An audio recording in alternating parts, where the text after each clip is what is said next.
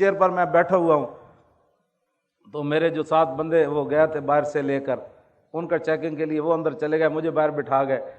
تو عورت آئی تو اس نے اس طرح 2 بار دیکھا تو کہنے لگی ان کو کون لایا ہے؟ تو وہ کہنے لگے ہم لائے۔ انہوں نے کہا تمہیں اور بندہ کوئی نہیں نظر آیا؟ ایسے وہ گرم ہوئی، قریب تھا کہ ان کا گریبان کو پکڑ لیتی۔ تو میں نے کہا بچی بیٹی یہ تو میں حضور کی ناموس کے لیے آیا ہوں یہاں۔ تو میں نے پولیس والوں کو کہا، میں نے کہا جلدی مجھے اندر لے جاؤ ورنہ یہ عورت تو میں مارے گی۔ اب سمجھ آ جائے نا تو پولیس کی وردی پہنے ہوئے بھی سمجھ آ جاتی ہے۔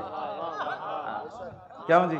مجھ سے ایک لفظ بھی نہ پڑھا ہو تو پھر بھی سمجھ آ جاتی ہے، اور سمجھ نہ آئے تو دورہ حدیث تک پڑھنے کے بعد بھی استاد سمجھ نہیں آتی۔ یہ تو اپنی اپنی قسمت کی بات ہے نا جناب، ہمارے پاس تو کوئی تھرمامیٹر وہ اب اس عورت کا میں جب بھی میں دعا کرتا ہوں تو اس کے لیے میں ضرور کرتا ہوں کہ میں تو اس کو جانتا ہی نہیں تھا، لیکن وہ میری خاطر پولیس کی وردی پہن کر پولیس والوں سے الجھ پڑی کہ آپ کو بندہ ہی اور کوئی نہیں ملا، ان کو کیوں آپ کیوں لائے ہو، ان کو کیوں لائے ہو؟ میں نے کہا مجھے اندر بھیجو، یہ لڑکی تمہیں مارے گی۔ اب پولیس والے فوراً مجھے اندر لے گئے۔ تو سمجھ آنے میں تو 1 منٹ بھی بندہ آ جاتا ہے، ورنہ میری اتنی لمبی تقریریں کرنے کے بعد بھی بندہ کہے انجل لگے ہوئے سن بادشاہ۔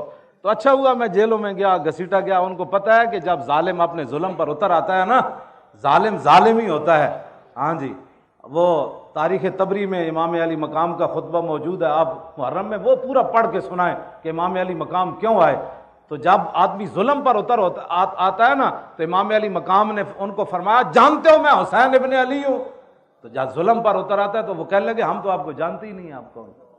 ظالم تو ظالم ہی ہوتا ہے نا، وہ تو حسین کو بھی نہیں پہچانتا جن کی شکل و صورت بھی رسول اللہ جیسی تھی۔ ہاں جی، نہیں کرتے، ہاں ظالم ظالم ہی ہوتے۔ تو وہ اچھا ہوا مجھے میرے ساتھ جیلوں میں ظلم ہوا، پھر میرے گھر برباد کیا، پھر گھر سے مجھے گھسیٹا، پھر اٹھا کر مجھے گاڑی میں پھینکا جیسے بوری پھینکی جاتی ہے۔ تو پھر یہ تو شکر کرے خدا کا، اگر یہ ہمارے ساتھ ظلم نہ ہوتے تو یہ تاریخ آگے کیسے بڑھتی؟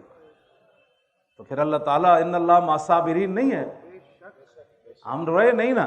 وَلَنَبْلُوَنَّكُمْ یہ آیت تو ہمارے لیے اتری ہے نا، کم سے مراد آپ اور میں ہی تو ہے، اسے ٹرمپ مراد تھوڑا ہے، اسے مودی تھوڑا مراد ہے۔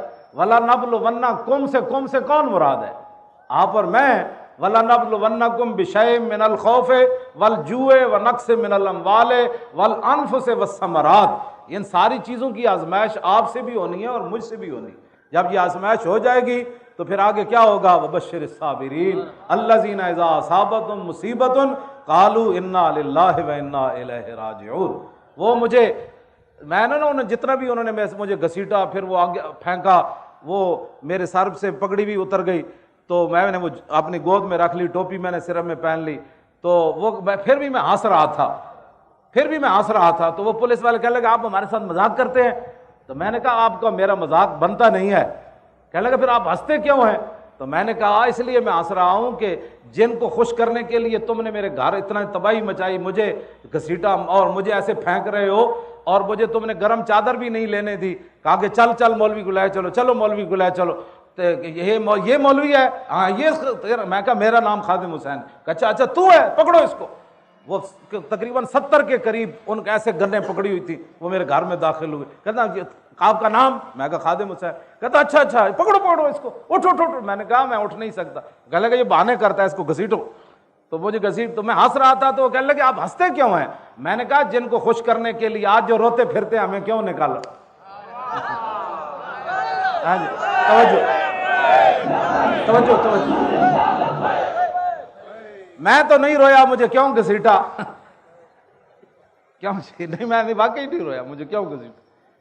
اس لیے میں نے ان کو کہا کہ جن کو خوش کرنے کے لیے تم نے یہ ظلم کیا ہے نا، وہ تمہیں دیکھ نہیں رہے، وہ تو اپنے گھروں میں سوئے ہوئے ہیں، لیکن جن کی خاطر میں گھسیٹا گیا وہ مجھے دیکھ رہے ہیں۔